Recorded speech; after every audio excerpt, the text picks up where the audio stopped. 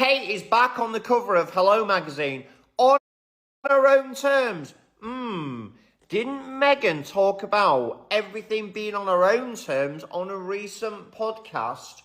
I strongly suspect she did. And in fact, I checked last night and this was the exact wording that Meghan used to describe how she was launching her own business and how she makes decisions in her life. I find it really odd that Kate's saying the same thing. As she cancels her Ascot comeback, inside Kate's mindful return to royal duties. It's all a bit crazy, this Hello article, by the way. I did spend some time reading that as well last night. To me, and without being overly cruel, it does sound like Kate's basically saying, I'm not going to do much, to be honest, and you're not going to see me for months at a time. Good luck with everything. Hope you manage to get all the things done that you need to. Yeah, not sure what's going on within that kind of family, but honestly, it does not feel good. Yeah, the vibe, the juju, it's not positive. Why can King Charles, even while battling cancer, maintain a far heavier workload, royal workload, than Kate Middleton in her prime? Recently, media outlets have latched onto a narrative suggesting Kate Middleton is struggling after her cancer treatment, although her cancer is officially in remission. Reports claim she still suffers emotionally and physically, tires easily, and finds it difficult to readjust to royal life. Behind closed doors, she's still struggling emotionally and tires a lot more easily.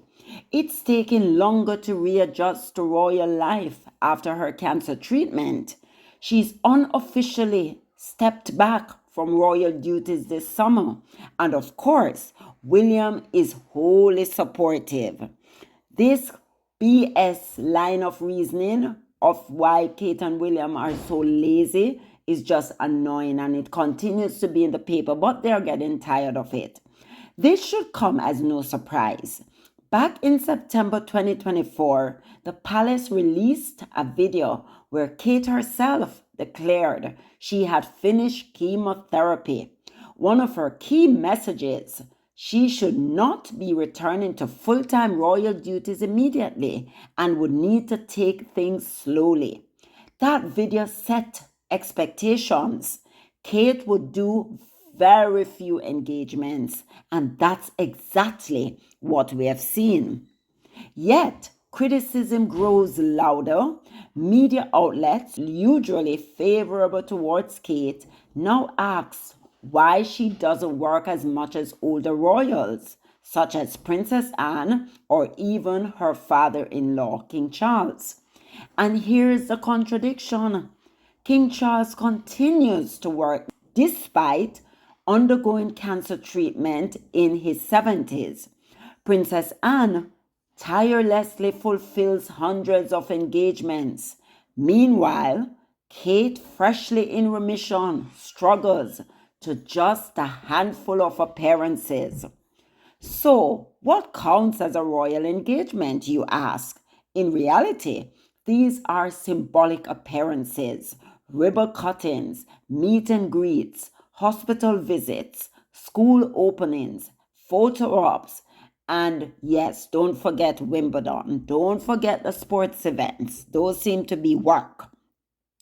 They aren't backbreaking labor, and yet somehow Kate is deemed too fragile for them, despite taking vacations to Mustique, the French Alps, and Greece. Kate being called lazy isn't new. From the moment she married into the royal family, the labor stuck. Reports suggest the late Queen Elizabeth herself remarked on Kate's reluctance to work. The press branded her Duchess do litter. Over a decade later, things has not changed. Things has not changed. They still feel that same way about her. Duchess do litter. Which raises a real question. Was Kate ever expected to work much at all. Royal history offers an explanation. Visibility shapes power. Charles and Diana clashed because Diana outshone him, capturing attention worldwide. After Diana, Charles married Camilla, a woman who never threatened his spotlight. Critics argue that William learned from his father's mistakes, choosing a wife unlikely to eclipse him. Kate had no career, public profile, or independent platform. She steps out when required, plays the part dutifully, but never dominates the stage. That's why she has never carried a heavy workload and likely never will. That is why all they focus on when she comes out is her clothing, what she wears, because she has no substance. There's nothing behind her, just nothing. And she grin her teeth like she's a laughing hyena. It just sounds, it looks ridiculous because she's not bringing anything to the table. So yes, maybe there is some secret contract that she only comes out and do very minimal work. Today, the pattern continues. William and Kate move into yet another home under the guise of privacy while performing fewer duties.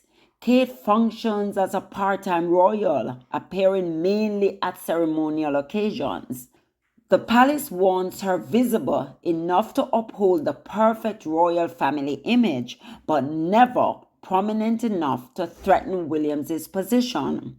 And yet, despite limited work, Kate remains widely popular. How? Carefully curated image making. Her visibility is restricted to ensure she never outshines William, but presented as graceful, photogenic, and silent. She embodies a perfect royal consort. It's a core contradiction of the monarchy. Kate must be admired, but not too admired. Present, but not too present.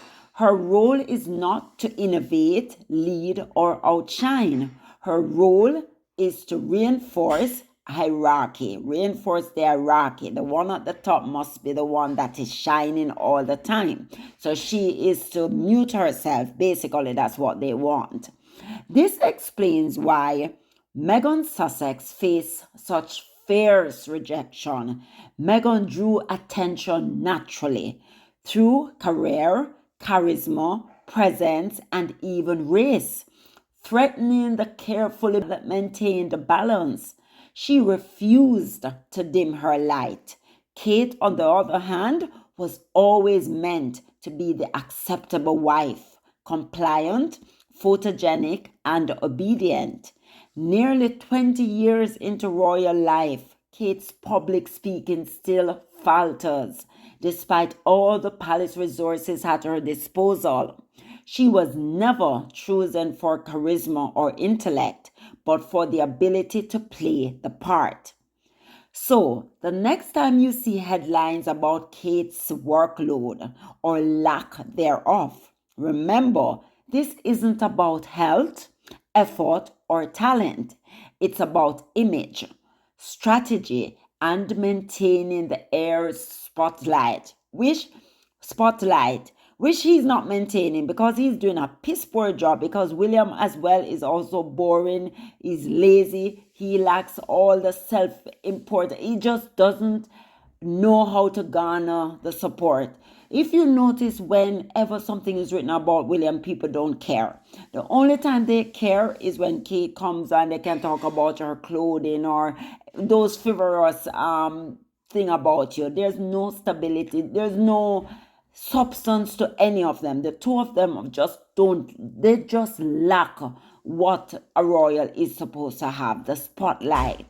Even Charles, as you might curse him most times, he still brought something to the table. I cannot tell you what William and Kate have accomplished in their years in the royal family. William has 40 odd years from birth.